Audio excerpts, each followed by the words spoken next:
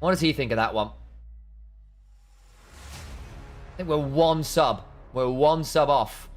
Level 4 hyped him. There's a decent jive onto Baus and good punish.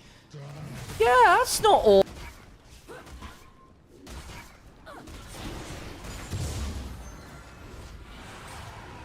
Smite on the dragon. You're going to see Faker. Should be a great time. Yeah. Been going for a long old time. Good chunk. And that's a nice kill on Tungi. Well played. I should go really weird with it. Like, you know, basically like have global fearless. So like every champion that's played in the tournament is then banned for the rest of the tournament until the next stage. Dragon. Oh, taken. That's unfortunate for Lost Ratones. Quickness comes on down from Reckless by some time. Nice crushing morph from Nemesis. Brings down the Caitlyn. Unfortunately, Nemesis is now in a 1v1 with Call Me with a lot of soldiers around him. Trying to find a fear. Does do so. Doesn't quite have the flash until just now, but will not get a chance to pop it.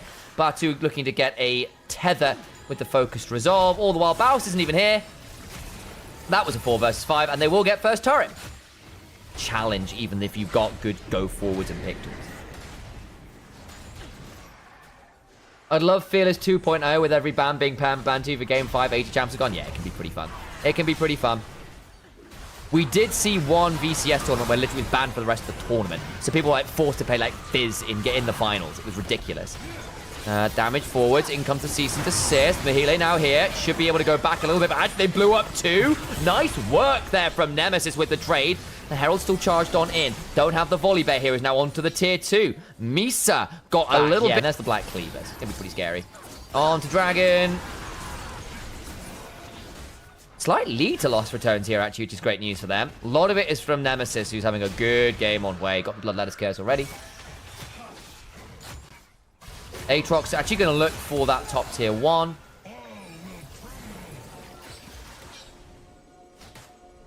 Zero, 1-0, my goat. Yeah, he's only died the one time this game, guys.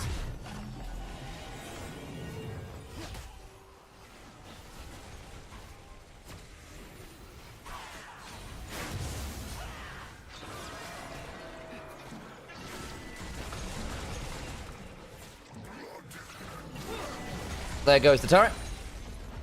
There goes my hero. They are very different, the OG movies, aesthetically and like conceptually as to what they are as movies. They're no longer cowboy movies, right? Oh, that's funny. That's funny. I'm sorry, Navinian. So it looks like an LR win. I think so at this point. Atakan's going to come on down. Closer might be able to steal it. Just not quite in time. Gets a drive into the wall. It's only on to really reckless. Mahila's here. Doesn't have the World Ender, so not actually that scary. Velia's keeping Call Me busy. Nice spiraling despair angle. Fleeing for a little bit because of the Grim Visage. Closer drives away. Batu dies a horrible death. Baus is going to potentially die, but no ults away. Mahila misses the Darkin Blade. The Crushing Maw comes on down. Aatrox is in a horrible spot. Now gets the World Ender back. Flash for the strike to get the stun on him. Thundering Smash. That's the one. Took me a moment. And that, I fear, is all she wrote for Misa LR. Get the Atakan. Ooh, Call Me, look for it. Instead, gets hit by the Grim Visage. And Nemesis baits him all in for more. Oh, hang on. Skyspeeder forced the flash. Crowny gets the mid-tier 1. It's all turning up Lost Ratones. The Lost Ratones, 20 to 25 minute mega moments. They're so good at this point. Closer does kill off Belly, who's gone a little deep. At least you get something back there. First time I saw those ships in Clone War episode, they look stunning. Yeah, they are really cool. Venator classes are awesome.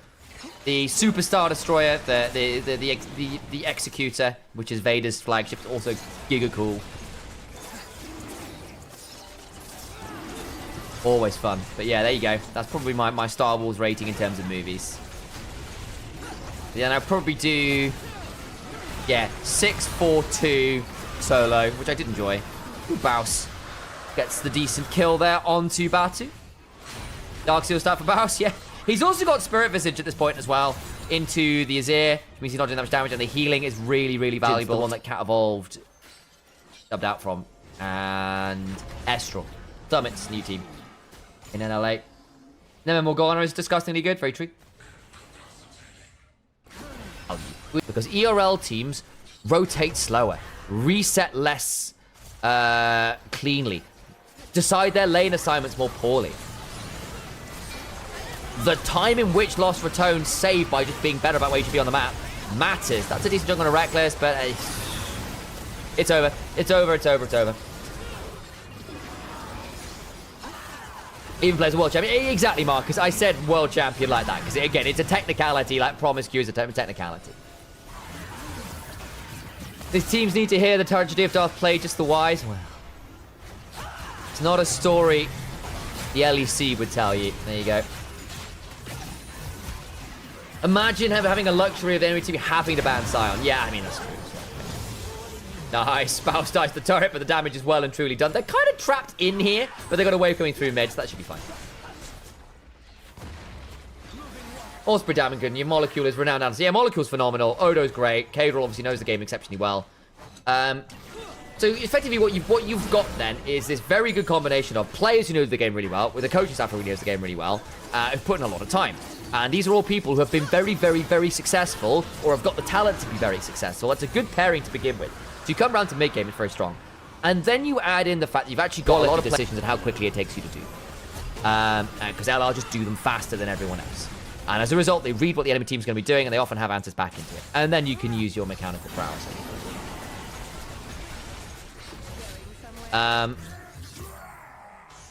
They're not a perfect team, obviously. Like, their early games have been significantly more mercurial than their mid games. And, you know, not that LR actually have the worst early game stats in the league, but again, for players of this caliber, you'd expect them to smash in early games, and they're not consistently.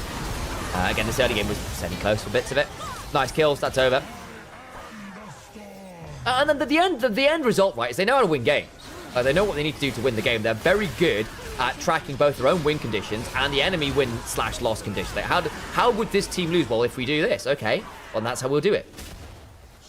So there's a fair number of these. Yeah, and then obviously you add in the weirdness that enemy teams just aren't used to playing against. Like, okay, where did this Vel'Koz come from? Okay, why is Baus playing like this? This isn't in the playbook. And you're not able to roll with the punches quite so cleanly. It matters. So between macro and smart, you know, like good mechanics and smarts, it's very hard to beat this team. It's a very stacked roster. It's a very stacked roster. Baus will die to the fountain. Of course he will. And LR will win game one here in convincing fashion. For me, that is a Nemesis MVP game. Very, very scary way. I do think